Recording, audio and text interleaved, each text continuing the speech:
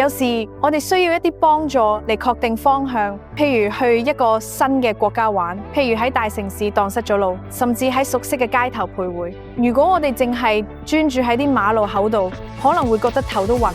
但係當我哋換個角度睇晒成個局面嘅時候，所有嘢就會連貫起嚟，變得合情合理。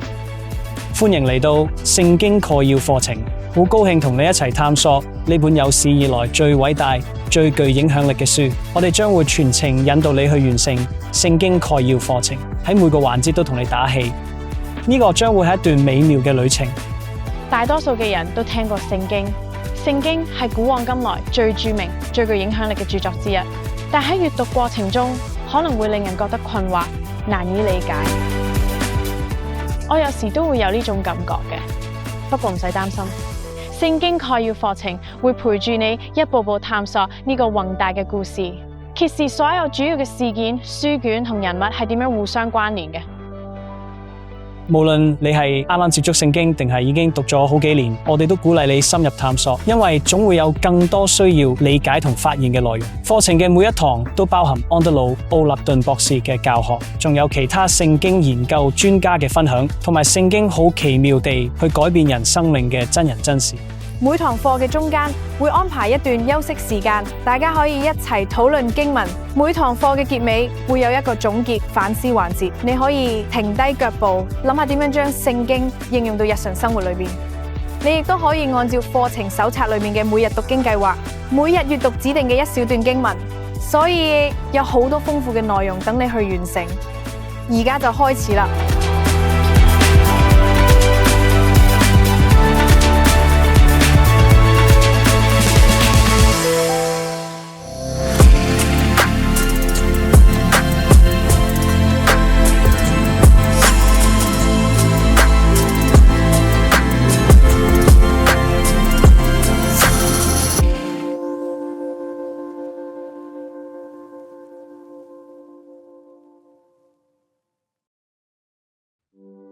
聖經係歷史中最多人閱讀、最多人鍾意，亦係最常被焚毀嘅書。喺某啲國家，單擁有聖經就可能招嚟極大嘅麻煩。但係一年又一年過去，聖經依然係全世界最暢銷嘅書。雖然聖經係寫喺好耐之前，但到今日依然對世界產生深遠嘅影響。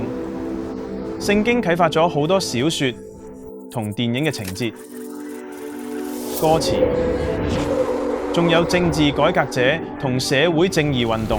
遺憾嘅係，聖經有時亦俾人斷章取義，用嚟成為戰爭、壓迫，甚至虐待嘅辯護。但係聖經嘅核心信息始終係一股良善嘅力量。你可能會驚訝咁發現，我哋今日所重視嘅好多價值觀都係嚟自聖經嘅教導。創世記嘅開篇就確立咗人權同平等嘅觀念。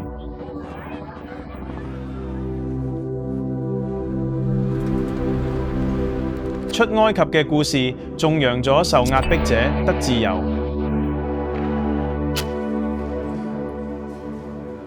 舊約先知為窮人同邊緣群體發聲。跟住喺新約裏面，耶穌教導完全嘅憐憫，甚至要寬恕仇敵。新約書信向羅馬帝國嘅各種偏見發起咗挑戰。聖經對世界嘅塑造遠超我哋所能意識到嘅。聖經賦予我哋寶貴嘅價值觀同真理，係金錢買唔到嘅，任何力量都冇辦法阻擋。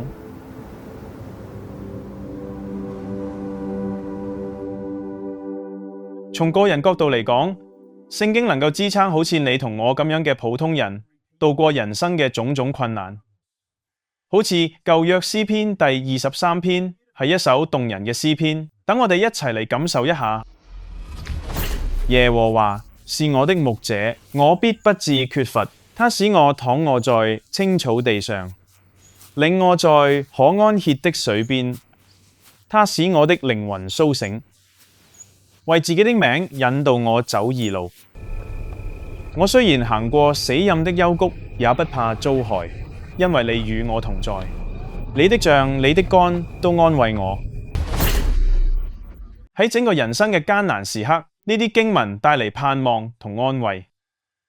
無論你係已經相信聖經，定係帶住好多疑惑同問題嚟讀佢，你都唔會後悔呢趟探索之旅。咁聖經究竟係點樣嘅一本書呢？我哋喺翻閱呢啲書頁嘅時候，究竟喺度探索緊啲咩呢？因為咁，我設計咗一個簡單嘅立體模型，幫助我哋概括成本聖經。首先，聖經係一本書，無論係印刷版定係電子版，普通人連續讀一次大概需要70個鐘頭。不過唔使擔心，我哋亦會介紹其他一啲更容易體驗聖經嘅方式。其次，聖經係一個故事，開首聽起嚟就好似係一篇史詩故事嘅開頭。起初，上帝創造天地。我哋會喺呢個課程入面探索成個聖經故事嘅情節線，睇下佢係幾咁有條理。第三，聖經係一個啟示，普通人喺閱讀聖經嘅時候，亦會發生奇妙嘅事情。聖經用一種個人體驗嘅方式啟示深刻嘅真理。聖經話佢係上帝俾全世界人嘅啟示。希望呢種簡單嘅方法能夠幫助你對聖經有一啲認識。聖經係一本書，一個故事同一個啟示。今堂課會一一探討呢3個方面，仲會探討聖經點解仍然同今時今日有密切嘅關聯。下堂課會由創世記開始講，跟住一直學晒成本聖經。我啱先講聖經係一本書，不過實際上我哋會發現佢亦係一間迷你圖書館。你可以睇到聖經總共有66卷書，有啲基督信仰傳統仲包括其他一啲書卷。不過為咗簡單起見，我哋就專注喺呢66卷書度。聖經分為2個主要部分，舊約39卷書同新約27卷書。我哋將會睇到耶穌係核心人物，佢將聖經嘅呢2部分融合成一個完整嘅故事。舊約充滿應許，但亦留低好多未完結嘅伏筆，要等到新約，成個故事先至透過耶穌得到圓滿。聖經嘅另一個特點係內容好多元化。聖經最初係用3種唔同嘅語言寫成嘅，即係希伯來文、希臘文同埋一小部分亞蘭文。舊約主要用古希伯來文寫成，呢個係以色列人嘅語言。古希伯來文係一種富有詩意嘅語言，由右至左閱讀。新約聖經就係用希臘文寫成嘅。喺耶穌嘅時代，精英階層用嘅語言係古典希臘文，但普通人日常使用嘅語言係通用希臘文。估下新約聖經係用邊種希臘文寫成嘅？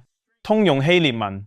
聖經本來就唔係要寫到好深奧，你唔需要有咩特別資格先睇得明佢。聖經裏面嘅好多卷書都係由普通人寫成嘅，譬如漁夫、農民、稅吏，好似你同我咁樣嘅普通人，亦都能夠明白聖經嘅意思。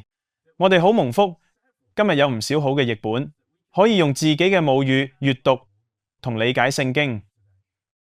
聖經係由40幾位作者歷時1500年寫成嘅。聖經受到呢啲作者嘅個性同文化背景所影響，但同時亦係上帝俾我哋嘅啟示。點解會咁嘅？試諗下聖保羅大教堂，呢個係倫敦最著名嘅地標之一。而家大多數人會話佢係克里斯托弗雷恩爵士建造嘅。呢個喺某種意義上係啱嘅，因為建築師的確係佢。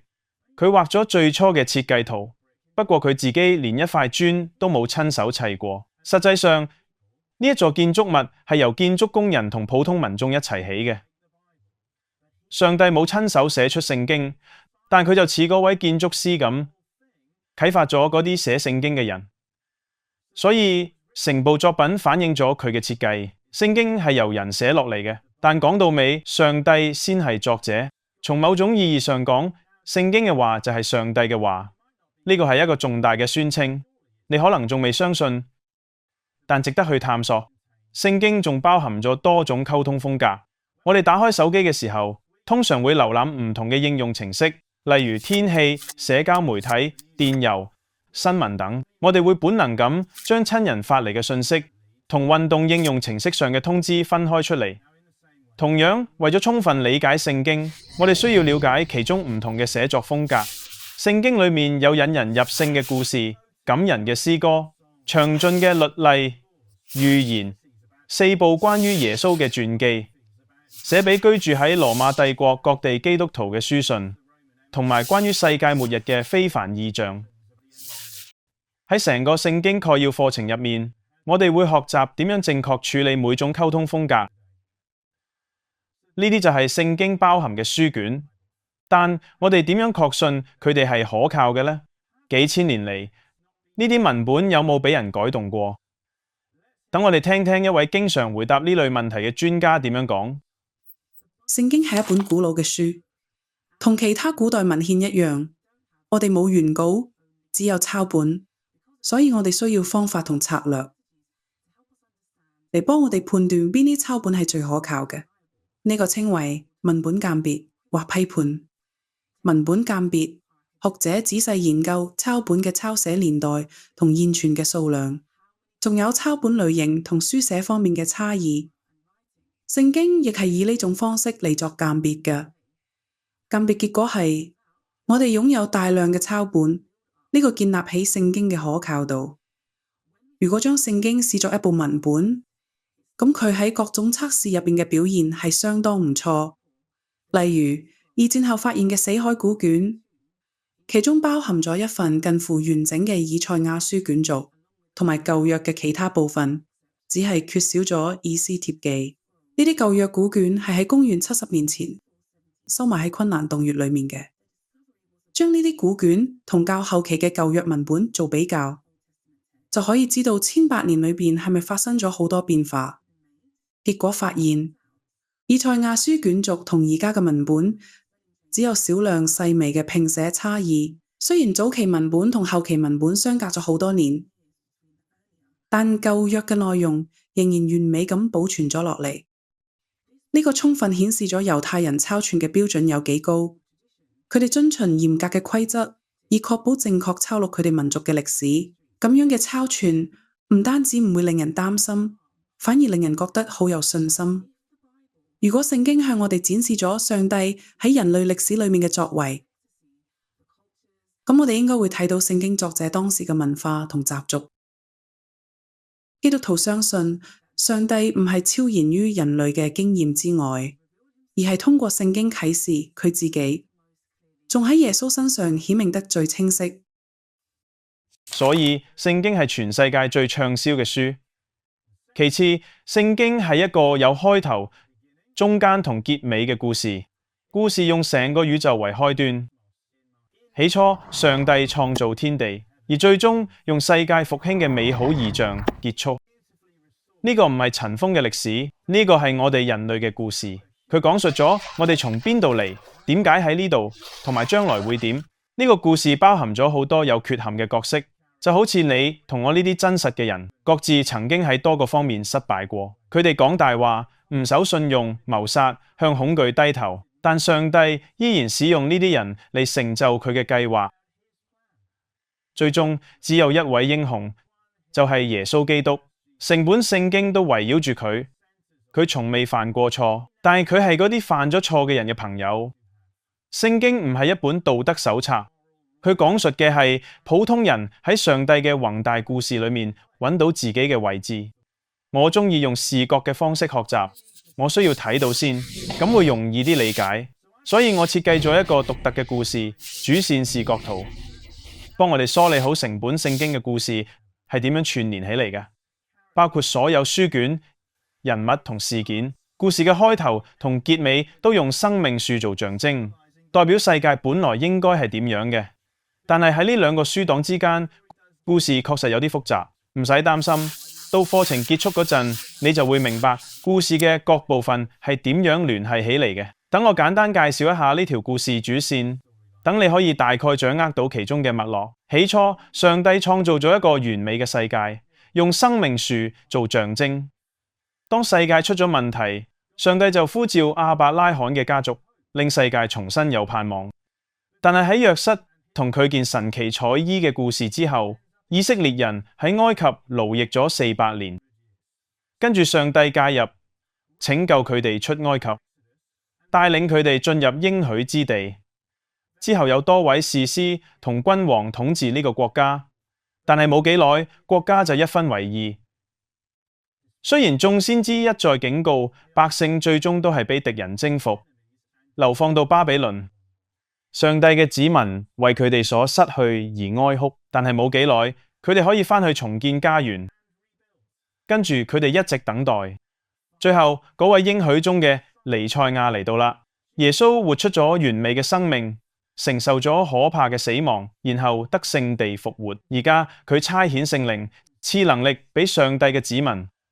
呢個就係我哋喺呢個故事裏面嘅位置。最後，聖經嘅最後一卷書向我哋展示咗成個故事將會點樣結束，仍然係喺生命樹嘅位置，失落嘅樂園重新得到。如果你而家覺得有啲混亂，唔使擔心，我哋會由頭開始，一步步咁行完成個過程。喺呢個過程裏面，我哋會將重要嘅書卷同人物放喺當時嘅背景度，你睇到晒成幅圖畫，就會對聖經有全新嘅信心。除咗掌握整體故事，聖經概要課程仲會指導你點樣理解各段經文。記住，呢個係我哋嘅故事，我哋受邀請參與其中。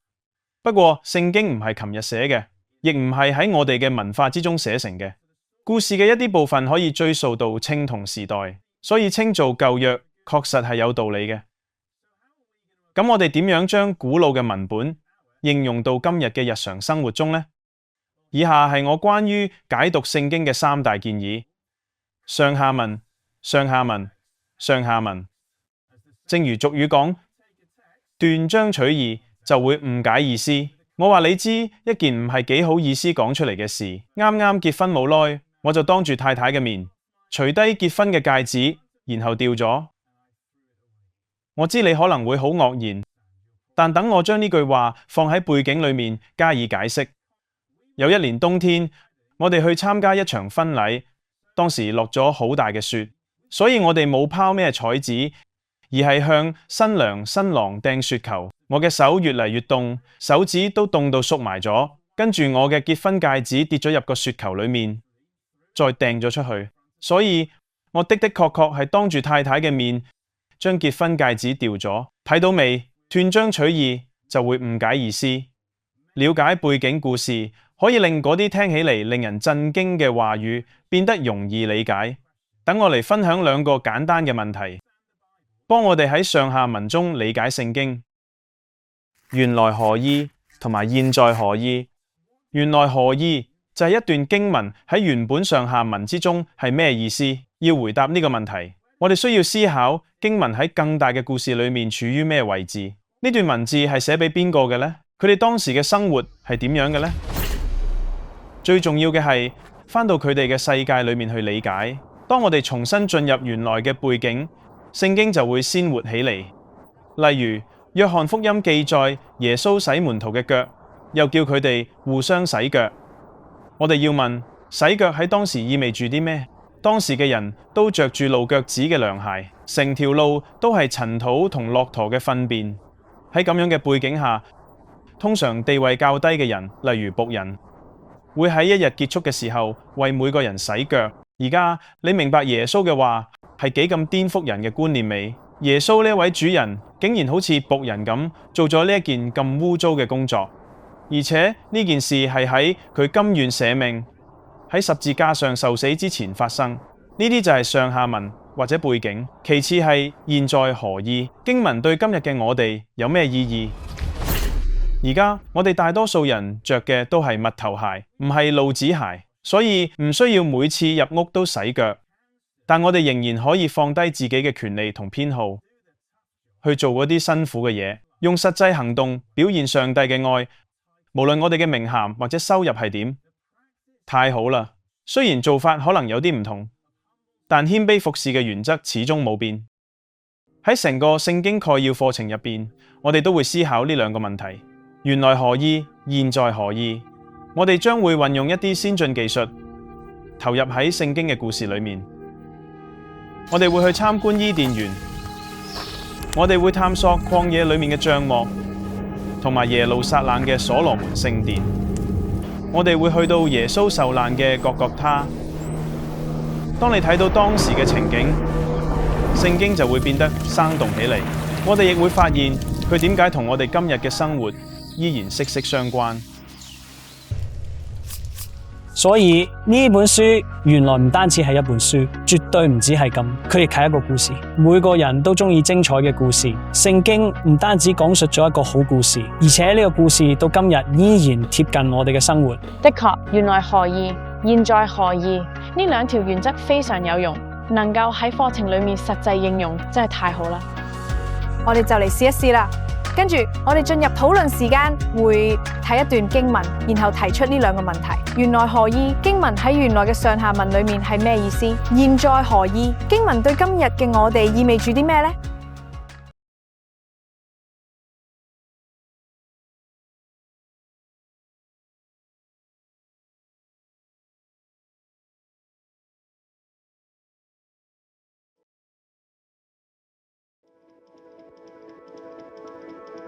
歡迎返嚟，我哋進入第二部分。你嘅小組討論進行成點？大家對聖經嘅體驗可能都唔同，我哋每個人都有唔同嘅體驗，所以我哋要互相鼓勵，一齊完成呢趟旅程。我覺得聽開來以講述聖經係點樣成書嘅，同埋有充分嘅證據證明聖經係可靠嘅，令我獲益良多。喺曼徹斯特嘅約翰賴蘭茲圖書館收藏住一份非常古老嘅約翰福音抄本，距離耶穌離世仲未夠100年。歡迎瀏覽聖經概要課程嘅資源中心，了解更多關於聖經歷史真實性嘅資訊，同埋成個課程裏邊涉及嘅更多其他資源。我哋已經知道聖經嘅係一本書，亦都係一個故事。喺呢個部分，我哋會探索聖經，亦係啟示。而更精彩嘅係，我哋仲會聽到一個讀販嘅人生經歷，佢同聖經裏面嘅上帝相遇，生命因而發生徹底嘅轉變。公元30年左右，耶穌喺耶路撒冷受死，3日後佢復活咗，但當時只有少數幾個人親眼見過佢。兩個極度傷心嘅門徒離開耶路撒冷，返去家鄉以馬忤斯。中途有個陌生人同佢哋一齊行，嗰個人就係耶穌，但佢哋認唔到出嚟。耶穌問佢哋：你哋喺度傾啲咩呢？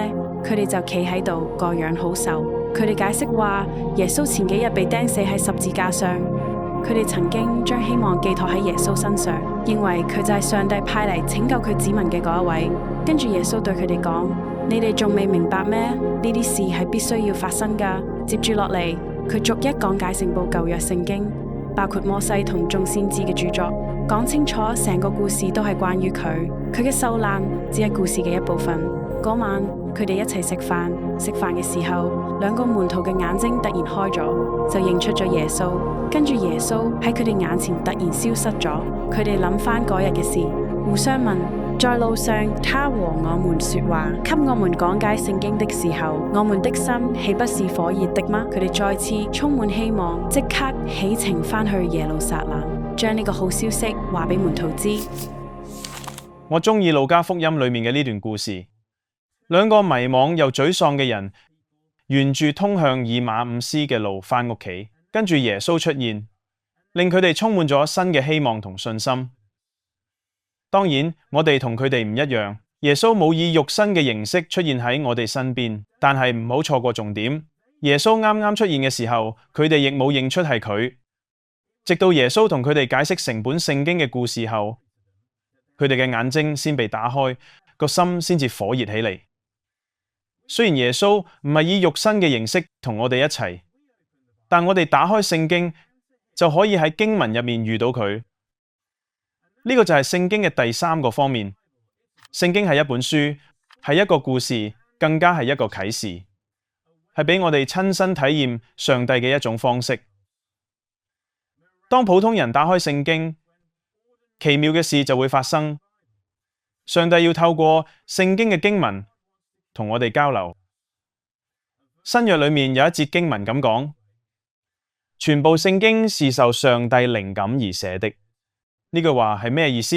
我哋可能會話某場音樂表演係好有靈感嘅，會問藝術家或者係體育明星，係邊個啟發咗你嘅靈感或者激勵咗你？但聖經是受上帝的靈感而寫的，呢種講法就更廣更大。呢句說話嘅字面意思係所有呢啲著作都係上帝呼出嘅。歸根究底，聖經係上帝俾我哋嘅活潑啟示，係寫俾呢個美麗但已破碎嘅世界嘅一封情書。當然咁樣唔代表每一頁都會令你好興奮，有啲部分複雜難明，有啲內容帶嚟幾多爭議，仲有啲部分確實好難理解。但係請你忍耐，打開你嘅心，或者會發現驚喜。事實上，呢個唔在於你有幾聰明，或者你知幾多，嗰啲嘢反而可能會成為障礙。如果我哋承認自己需要幫助，向上帝敞開自己，奇妙嘅事情就會發生。我親身經歷過咁樣嘅事，我經歷過懷疑同痛苦嘅時刻，當時提出一啲艱難嘅問題，但呢啲一切過後，我學會咗相信聖經。點解呢？部分係因為歷史證據，我有好多機會去考察聖經嘅可靠性。我去過好多聖經故事發生嘅古代遺址，我曾經行過舊約裏提到嘅水道，我曾經企喺耶穌進入耶路撒冷時候行過嘅石階上面，我參觀過以弗所嘅古代廁所，亦曾經踎喺羅馬嘅一座地牢裏面。嗰度可能就係使徒保羅被囚嘅地方。聖經植根於真實嘅歷史。我亦去過發現死海古卷嘅洞穴，嗰啲埋沒咗2000年嘅舊約文本突然重見天日。我查閱過一啲現存最古老嘅抄本，親眼見證咗聖經文本精確嘅抄寫同仔細嘅保存。聖經嘅歷史可靠程度真係令人驚嘆。不過除咗睇到證據，我仲因為一啲比較個人嘅理由而相信聖經。我親眼目睹咗聖經嘅力量，就好似嗰2位喺以馬忤斯路上跟隨耶穌嘅門徒一樣。你可能覺得困惑、驚，甚至有啲沮喪，懷疑自己嘅人生係咪有任何意義或者目的。但係當我哋嘅眼睛打開咗，睇到聖經裏面嗰個最大嘅故事，睇到故事嘅中心係耶穌，睇到我哋係故事嘅一部分，聖經就開始關係到我哋自身。呢個就係我哋需要嘅啟示。聖經為疲倦嘅心靈帶嚟新嘅盼望，所以我祈禱喺踏上聖經概要課程嘅路途上，我哋嘅眼睛能夠打開。當我哋睇到上帝為世界、為你同我制定嘅偉大計劃，我哋就會經歷奇妙嘅啟示時刻。我哋會感受到上帝嘅親近，我哋會透過聖經聽到佢嘅聲音。呢個就係目標。學習呢個課程唔單止係要得到所有嘅資訊，而係能夠得到深刻嘅親身嘅經驗。當普通人沉浸喺呢本全球最暢銷嘅書裏面，發現自己喺聖經故事裏面嘅位置，並親身經歷啟示時刻，咁一切都有可能。我以前販賣過毒品，亦都受盡心理同健康問題嘅困擾。我主要販賣大麻同安非他命，我製毒又吸毒。有一次我同另一個毒品賣家發生糾紛，導致咗相當嚴重嘅罪行，我差啲被指控謀殺未遂。佢哋出乎意料咁將指控降級為嚴重入室盜竊同威脅殺人。我俾人拉咗入埃克塞特監獄，監獄對我嚟講並唔陌生，我之前已經出入好幾次啦。但係呢一次，我喺監倉裏邊留意到一樣特別嘅嘢，嗰樣嘢就係一本聖經。當我打開聖經，就感受到一種與別不同嘅吸引力。我好似聽到上帝話：如果你想知道更多關於我嘅真理，你需要開始按真理嚟生活同講說話。你可以想象一個被鎖鏈綁到好緊嘅男人，嗰就係我多年前喺監倉裏面嘅樣。其實我個人唔使喺監獄先算係囚犯，我喺監獄外亦都係囚犯，俾毒癮同精神健康問題嘅鎖鏈綁住咗。改變我人生嘅唔係監獄制度，唯獨係上帝嘅話語聖經。有時我喺監倉入邊會讀一段經文，然後哐一聲，一段鎖鏈跌咗落嚟，我感覺鎖鏈鬆咗一啲。再過幾日讀到另一段經文，哐一聲，另一段鎖鏈又跌落嚟，條鏈又再鬆開咗。到4年刑期滿咗，我走出高點監獄嗰度大門嘅時候，我係真正以自由嘅身份行出嚟。因為嗰啲鎖鏈已經消失。另外，從過去嘅嗰種人生變成而家咁樣嘅，唯獨係靠上帝嘅話語。